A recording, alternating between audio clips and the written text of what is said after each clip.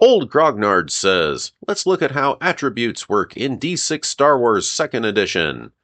Welcome back to Old Grognard Says. Today, as promised, we're going to look at how attributes work in D6 Star Wars 2nd Edition. Attributes, for those who don't know, are what some other systems call ability scores like strength, dexterity, etc. The two terms basically mean the same thing. Anyways, how attributes work is a core part of the D6 system, and this is why.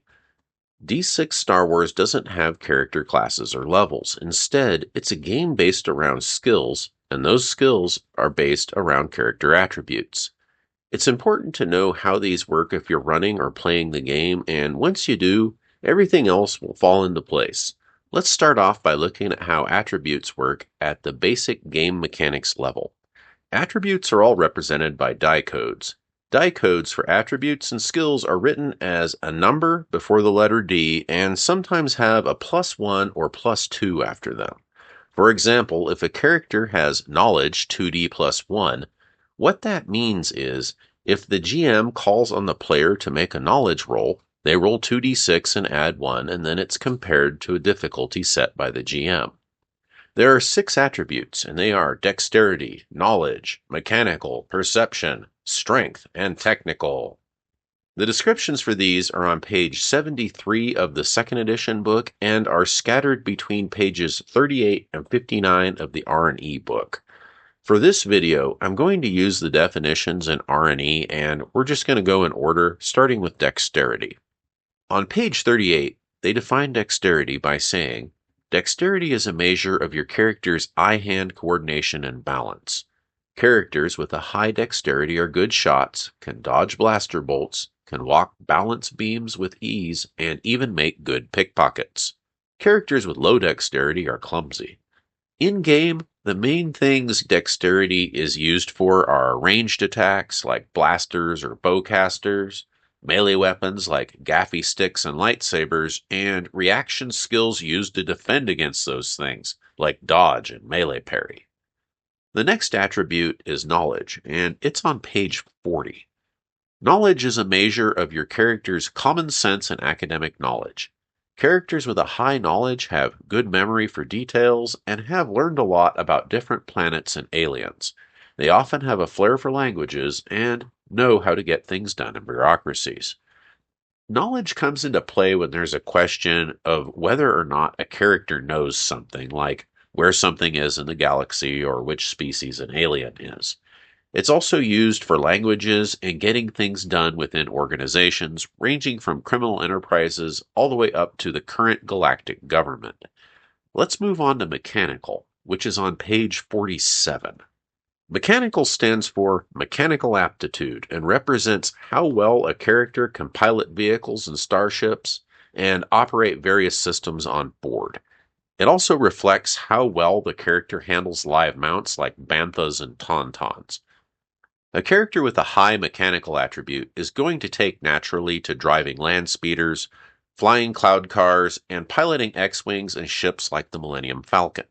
A character with a low mechanical attribute has a lot of minor accidents. In the description, they pretty much covered what mechanical is and what you use it for. Let's look at our next attribute, perception, which is on page 53. Perception is the character's ability to notice things about their surroundings and other characters. Those with a high perception are quick to spot concealed objects or people hiding behind a corner. They're also good at convincing other people to do favors for them, tricking or conning others, and bargaining to get a good price for goods or services. Characters with a low perception get lost a lot. Perception is used in-game to see if a character notices something, along with most things that involve charisma in other games. It's also used for your initiative in combat. The combination of all these things is a bit weird when you first see it, but in-game it just works and you get used to it. Unlike perception, the next attribute, strength, is fairly straightforward. Strength is on page 58, and this is what it says. Strength represents a character's physical strength, endurance, and health. Characters with a high strength can lift heavy objects, push themselves for days without rest, and are good at resisting disease and injury. A character with low strength gets winded easily. If you're thinking in D&D terms, strength in this game is a combination of strength and constitution. One of the important things that strength is used for is that a character resists damage by rolling their strength code against the damage total whenever they're damaged. So, if you have a character that does a lot of fighting, it's a good idea to have at least an average strength. Technical is the last attribute, and it's on page 59. Technical stands for technical aptitude and represents a character's innate knowledge of how to take apart, repair, and modify things. A character with a high technical attribute can take apart a droid to repair a malfunction, fix busted drive systems on a land speeder, and modify a blaster to have a longer range. Technical also reflects a character's knowledge of healing and medicine, their skill at setting explosives, and their ability to figure out electronic security systems. Characters with a low technical have trouble changing a power pack on a blaster pistol. That's a good description of the technical attribute. It's sometimes used as a dump stat, and that works as long as only some of the characters in the group do that. It's always a good idea to have a character in your group with a good technical ability, since you are in a galaxy full of technological items and they tend to break. Okay, I think that pretty much explains how attributes work. As always, if you have any questions, please ask them in the comments. Thanks for watching. Binky the Chijawa and I wish you a wonderful rest of your day.